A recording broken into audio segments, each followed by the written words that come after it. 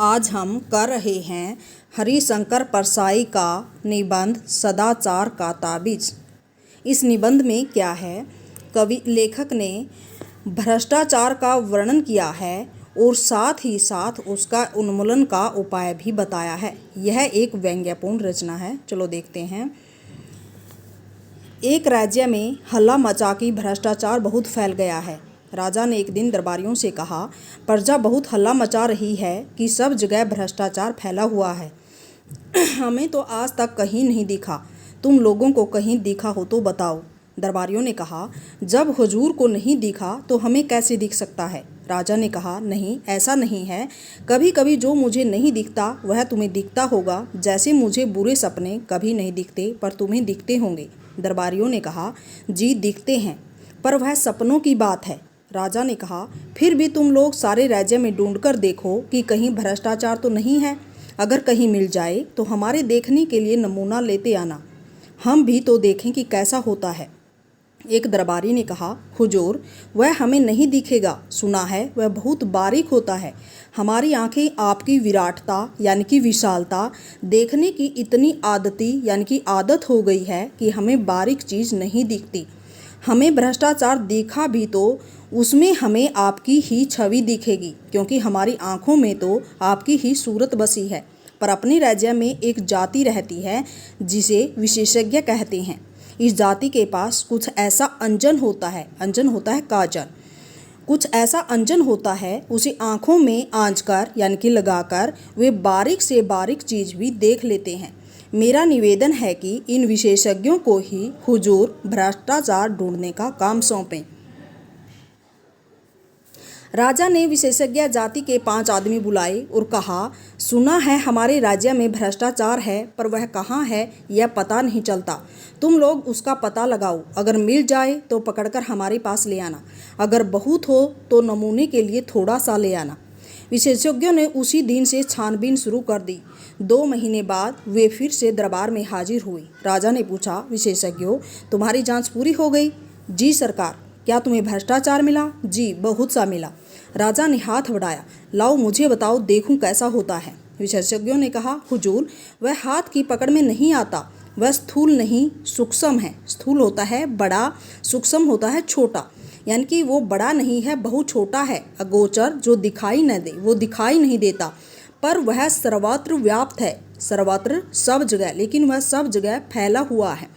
उसे देखा नहीं जा सकता, सिर्फ अनुभव किया जा सकता है, महसूस किया जा सकता है। राजा सोच में पड़ गए। बोले, विशेषज्ञों, तुम कहते हो कि वह सूक्ष्म है, अगोचर है, सर्वव्यापी है। ये गुण तो ईश्वर के हैं, तो क्या भ्रष्टाचार ईश्वर है? विशेषज्ञों ने कहा, हाँ महाराज, अब भ्रष्टाचार ईश्वर हो गया है। एक दरबारी ने पूछा, पर वह है कहाँ, कैसे अनुभव होता है? विशेषज्ञों ने जवाब दिया, वह सर्वत्र है, यानी कि सब जगह है। वह इस भवन में है, वह महाराज के सिंहासन में है। सिंहासन में है कहकर राजा साहब उछलकर दूर खड़े हो गए। विशेषज्ञों ने कहा, हाँ सरकार, सिंहासन में है। पिछले माह इस सिंहासन पर रंग करने के जिस बिल का भुगतान किया गया है वह बिल झूठा है। वह वास्तव में दुगने दाम का है। आधा पैसा बीच वाले खा गए। आपके पूरे शासन में भ्रष्टाचार है और वह मुख्यतः घूस के रूप में है। घूस होता है रिश्वत। विशेषज्ञों की बात सुनकर राजा चिंतित हुए और दरबारियों के कान खड़े हुए। राजा ने कहा, यह तो बड़ी चिंता की बात है। हम भ्रष्टाचार बिल्कुल मिटाना चाहते हैं। विशेषज्ञों, तुम बता सकते हो कि वह कैसे मिट सकता है? विशेषज्ञों ने कहा, हाँ महाराज, हमने उसकी भी योजना तैयार की है। भ्रष्टाचार मिटाने के लिए महाराज को व्यवस्था में बहुत परिवर्तन करने होंगे। एक तो भ्रष्टाचार के मौके मिटाने होंगे। जैसे ठेका है तो ठेकेदार हैं, और ठेकेदार हैं तो अधिकारियों को घूस है। ठेका मिट जाए तो उसकी घूस मिट जाए। इसी तरह और भी बहुत सी चीज़ हैं। किन कारणों से आदमी घूस लेता है, रिश्वत लेता है, यह भी विचारणीय है। राजा ने कहा, अच्छा, तुम अपनी पूरी योजना रख जाओ, हम और हमारा दरबार उस पर विचार करेंगे। विशेषज्ञ चले गए। राजा ने और दरबारियों ने भ्रष्टाचार मिटाने की योजना को पढ़ा, उस पर विचार किया। विचार करते दिन बीतने लगे और राजा का स्वास्थ्य बिगड़ने लगा। एक दिन एक दरबारी ने कहा, महाराज, चिंता के कारण आपका स्वास्थ्य बिगड़ता जा रहा है। उन विशेषज्ञों ने आपको झंझट में डाल दिया। राजा ने कहा, हाँ, मुझे रात को नींद नहीं आती। दूसरा दरबारी बोला, ऐसी रिपोर्ट को आग के हवाले कर देना चाहिए जिससे महाराज की नींद में खलल पड़े, बाधा पड़े। राजा ने कहा, पर करें क्या? तुम लोगों ने भी भ्रष्टाचार मिटाने की योजना का अध्ययन किया है, तुम्हारा क्या मत है? क्या उसे काम में लाना चाहिए? दरबारियों ने कहा, महाराज वह योजना क्या है? एक मुसीबत है, उसके अनुसार कितने उलट फेर करने पड़ेंगे, कितनी परेशानी होगी, सारी व्यवस्था उलट पलट हो जाएगी। जो चला आ रहा है उसे बदलने से नई नई कठिनाइयाँ पैदा हो सकती हैं। हमें तो कोई ऐसी तरकीब चाहिए जिससे बिना कुछ उलट फेर किए भ्रष्टाचार मिट जाए। राजा साहब बोले, मैं भी यही चाहता हूँ, पर यह हो कैसे? हमारे पर पितामह को तो जादू आता था, हमें वह भी नहीं आता। तुम लोग ही कोई उपाय खोजो। एक दिन दरबारियों ने राजा के सामने एक साधु को पेश किया और कहा, महाराज एक कंदरा होता गुफा, एक गुफा में तपस्या करते हुए इस महान साधक को हम ले आए हैं।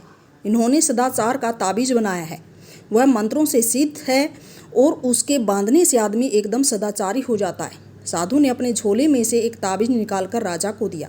राजा ने उसे देखा, बोले, हे साधु, तुम इस ताबीज के विषय में मुझे विस्तार से बताओ, इससे आदमी सदाचारी कैसे हो जाता है? साधु ने समझाया, महाराज भ्रष्टाचार और सदाचार मनुष्य की आत्मा में होता है, बाहर से नहीं होता। विधाता जब मनुष्य को बनाता है तब किसी की आत्मा में ईमान की कल फिट कर देता है। कल होता है पुर्जा, ईमान का पुर्जा फिट कर देता है, और किसी की आत्मा में बेईमानी की। इस कल में से ईमान या बेईमानी के सवर निकलते हैं, जिन्हें आत्मा की पुकार कहते हैं। आत्मा की पुकार के अनुसार ही आदमी काम करता है।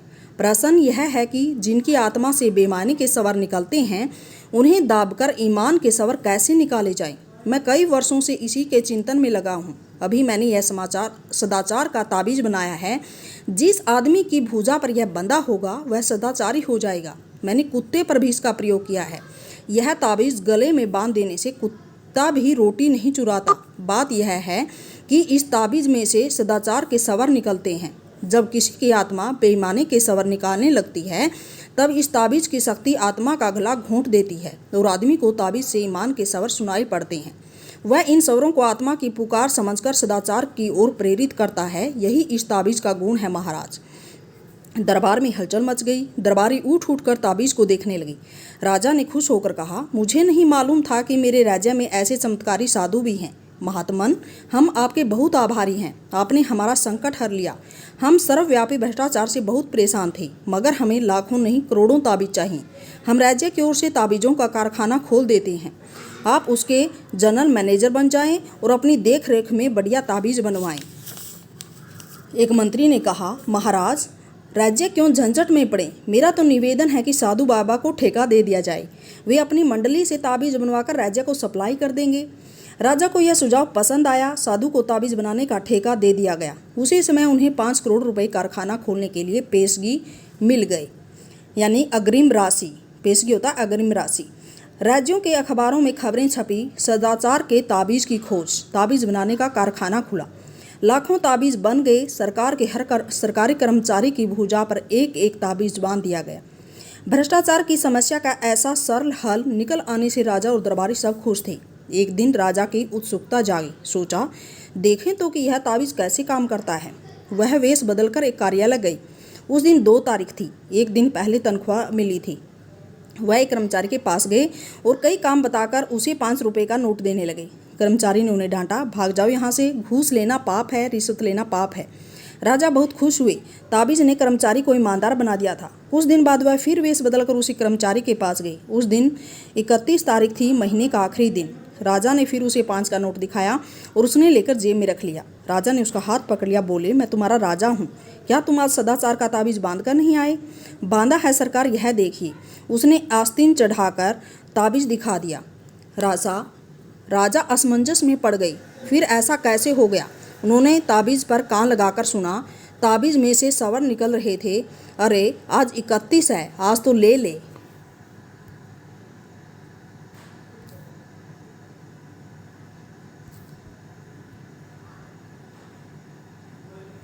वो एमन ना इतना करा वीडियो रिकॉर्ड नहीं हुई।